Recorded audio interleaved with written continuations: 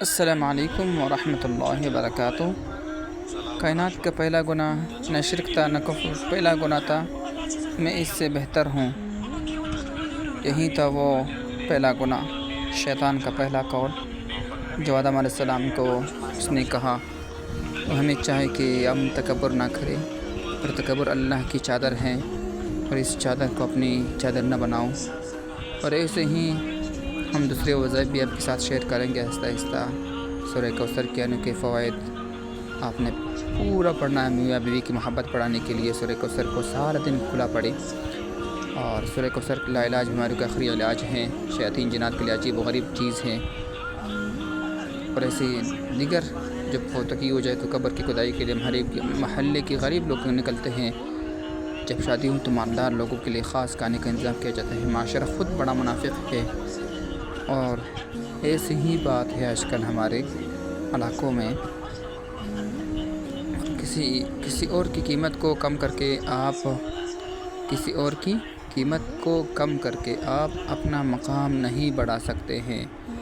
باقی ہم کسی اور کا غیبت کرتے ہیں تاکہ اس کا مقام چھوٹا ہو، ہم بڑا ہو، اور اس طرح کی نہیں ہوتا ہے بھائی۔ ہر کسی کو اللہ جل شانہ نے عزت سے نوازا ہے۔ وَتُعِزُّ مَن تَشَاءُ وَتُذِلُّ مَن تَشَاءُ۔ آج کا نافرمان بیٹا کل کا پریشان باپ ہوگا، یہی قانون فطرت ہے۔ جیسے کرنا ہے ویسا بھرنا ہے، یہی ہے قانون فطرت۔ تو ہمیں چاہیے کہ اپنے والدین کی خوب اچھی خدمت کریں، فرمانبردار بنیں۔ یہ جو زندگی ہے، یہ جو سانس ہے، حقیقت میں یہی چانس ہے۔ ہمیں چاہیے کہ ہم اس زندگی سے نفع اٹھائیں، اور اس زندگی کو اللہ کے لیے وقف کریں۔